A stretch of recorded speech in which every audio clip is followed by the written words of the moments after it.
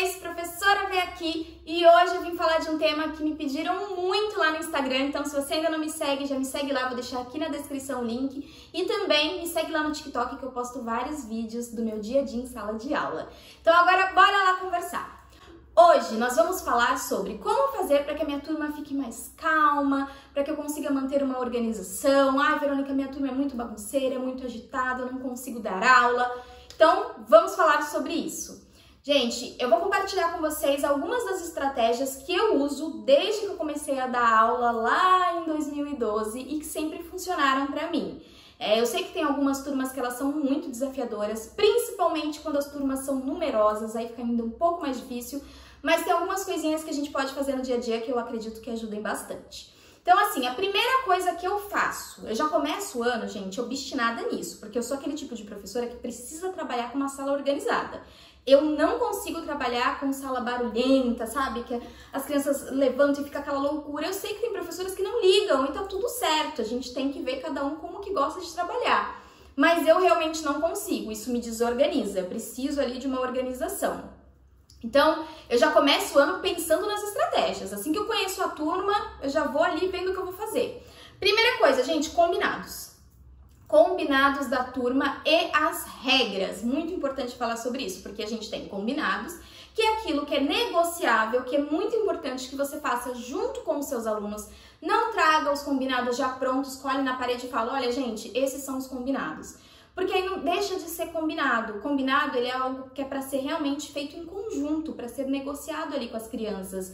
Então, mesmo com os alunos pequenos, eu dou aula para o primeiro ano, eu trouxe vários combinados, né?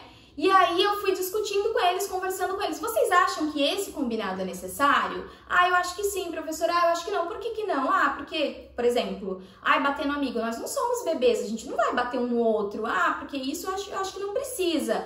Então, nós fomos juntos selecionando quais seriam os combinados que fariam com que as nossas aulas fluíssem melhor.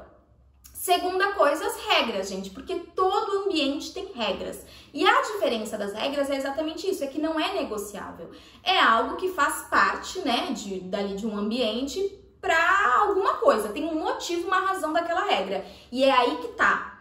A regra, ela não é negociável, você tem que explicar isso para o aluno, mas você tem que explicar o porquê dessa regra. Então, eu gosto muito de conversar com os meus alunos. Vamos lá, montamos os nossos combinados, agora nós temos algumas regras. O que são as regras? Explico o que são regras. Nós temos as regras da escola, por exemplo, na minha escola não pode sair mais que um aluno por vez da sala para ir ao banheiro. Mas por que que não pode? Ah, porque a nossa escola tem muitas salas e muitas crianças, o banheiro é pequeno e aí vão ter muitas crianças no banheiro, pode acabar acontecendo alguma coisa. Então, explicar para a criança o porquê daquela regra, isso é muito importante.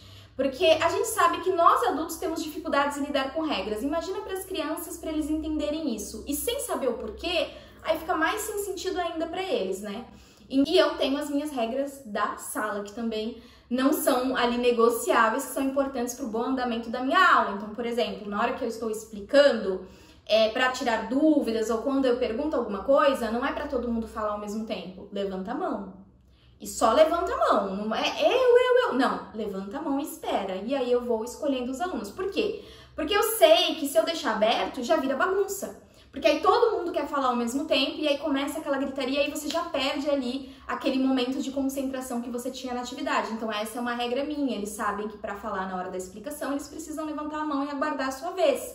Outra coisa que também é muito importante, respeito, gente. Quando a gente fala sobre indisciplina em sala de aula, é muito comum a gente ver professores que acabam, e eu entendo esses professores, a gente sabe, né, gente, quem tá em sala de aula sabe dos desafios, mas que acaba passando do ponto e sendo desrespeitoso com a criança. Então, assim, se você quer que seu aluno te respeite, você quer que ele cumpra as regras, os combinados, você precisa ser o exemplo. E respeito, a gente só respeita quem nos respeita. Então, para você exigir do outro, você tem que dar. Então, assim, eu não grito. Eu vejo que quando você grita em sala de aula, não é uma demonstração de que, olha, primeiro que eu não gosto desse tipo de demonstração do, olha, sou eu que mando aqui. Não gosto disso. E eu não vejo como sendo isso, eu vejo como passando para a criança de, olha, eu estou descontrolada, eu perdi o controle da situação e por isso eu estou gritando. E não é essa a impressão que eu quero passar para o meu aluno. E além de eu estar desrespeitando ele. Então é muito importante que você saiba se comunicar com a sua turma. Eu sei, gente, que tem dia que você fala assim, Verônica, olha, eu não sou de gritar, mas teve um dia que, meu Deus, não deu. Acontece com todo mundo.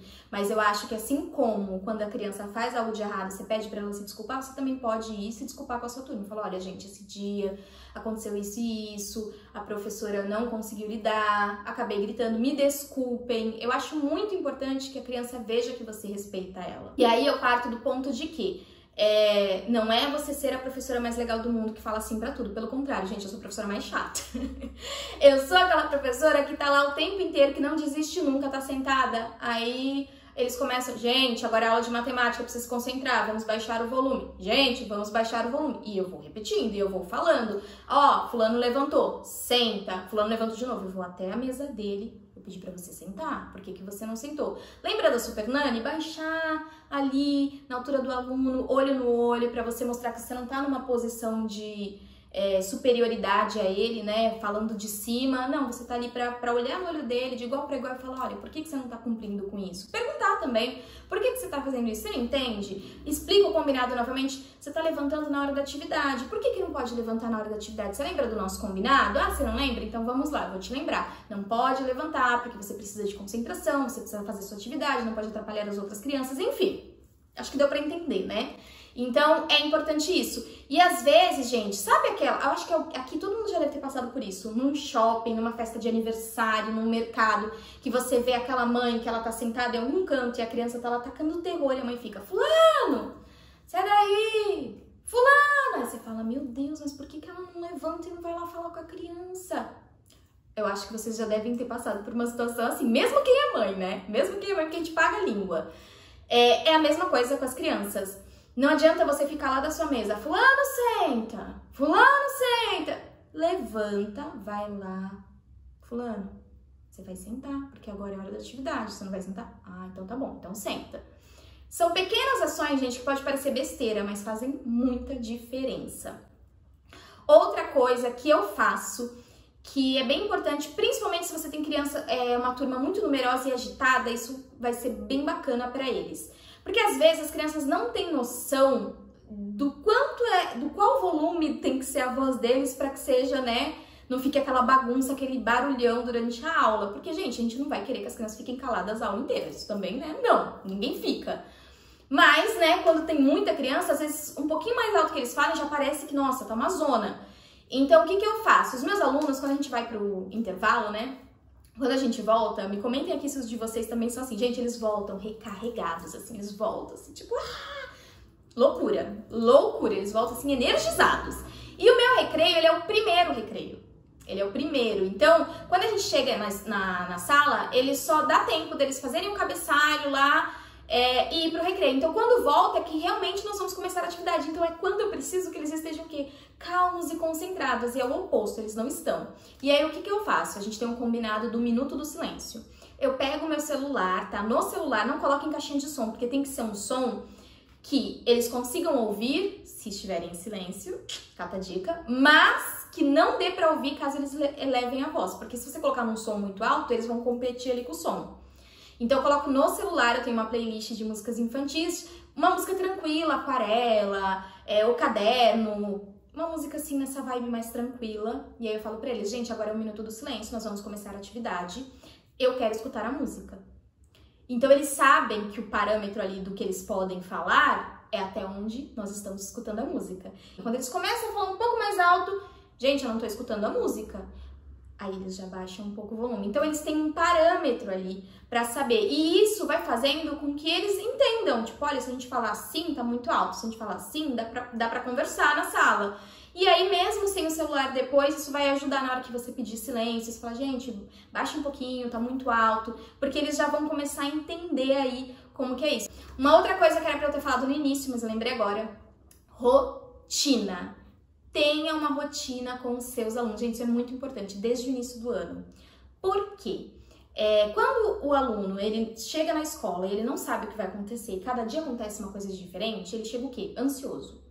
E aí isso acaba tornando a ansiedade acaba virando agitação. Então, quando a criança ela sabe exatamente o que vai acontecer, isso traz segurança para eles e vai fazer com que tudo fique ali automático, sabe? Vai funcionando de uma forma automática. Por exemplo, na minha turma, a gente já tem ali a nossa rotina bonitinha, que é, eles chegam, me dão um bom dia, que é um combinado nosso. Eu falei, gente, vocês estão chegando, né? Tem que ter educação, falar pra professora bom dia. Se eu chegar depois, eu vou falar bom dia pra vocês. Aí eles entram, sentam, pegam estojo e agenda. Coloca o estojo na mesa, vem na minha mesa, põe a agenda, volta pro lugar deles, esperam entregar o caderno. Entreguei o caderno, o cabeçalho já tá na lousa. Eles já começam a copiar o cabeçalho e eles já sabem que a gente faz um dia cabeçalho, um dia alfabeto, um dia numerais. Aí eles perguntam, professora, hoje é numerais ou alfabeto? Ah, hoje é alfabeto. Aí eles já vão fazer o alfabeto. E eles sabem que depois disso já é o intervalo. E pro final do dia, que às vezes também você tá naquela loucura, você tem que arrumar tudo e não tem mais lição e as crianças estão conversando e eles querem levantar. Gente, conhecem a brincadeira do silêncio? Ela é maravilhosa. Se você não conhece, vai lá no meu Instagram, vou deixar o link, tá aqui na descrição, vai lá, porque ó, sensacional. Algumas estratégias que você pode acabar utilizando no seu dia a dia para certos momentos, né? Uma outra coisa muito importante é você se observar se você, como professor, não tá gerando momentos de agitação na sua turma. Por exemplo, aquilo que eu falei de levantar a mão na hora da explicação. Ou, agora é o momento de ir pro recreio. Aí você fala, gente, hora do recreio, vamos! Aí todo mundo levanta, aí um empurra o outro, aquela loucura. Na minha sala, 5 minutos antes do intervalo, meu celular desperta. Eles já até sabem, eles ouvem o despertador e eles já começam a fechar o caderno. Eu falo, gente, vamos arrumar a mesa para o recreio. Aí eles vão, fecham o caderno, guarda lápis, borracha, que a gente tem esse combinado, né, para sair da sala. E eles ficam sentados, eu vou para a porta e eu começo a chamar. Fulano, vem. Beltrano, vem. Verônica, mas eu vou perder 5 minutos. Eu prefiro... São 5 minutos que eu prefiro perder, mas eu tenho essa organização com eles. Então, são 5 minutos que fazem a diferença ali para que eles tenham, né, essa organização. Então, assim, gente, eu acho que o vídeo já tá muito grande, mas basicamente são essas estratégias que eu sempre usei e que sempre funcionaram pra mim. Eu já peguei turmas, assim, que no ano anterior eram muito difíceis, assim, de ter que chamar psicóloga na escola pra turma. E depois a gente, sabe, a gente foi entrando, eu fui bolando as minhas estratégias e foi um ano super tranquilo. Então eu nunca tive problemas de comportamento com nenhuma turma. Eu dou aula há quase 10 anos e eu nunca tive problemas de comportamento, tá? Então não venham dizer que é sorte. Não é que eu só peguei turmas boazinhas, não. É que realmente eu sigo muito à risca essas estratégias. Eu sou aquela professora mais chata no início, que fica ali falando o que pode, o que não pode, chama atenção mesmo. Mas sempre de uma forma respeitosa, sempre explicando o porquê. Quando eu peço silêncio, eu explico o porquê que eu estou pedindo silêncio. Não é porque, porque eu não quero que vocês falem. Não, gente, agora é silêncio, por exemplo, aula de matemática. Quem que faz conta com um monte de gente falando? Não dá.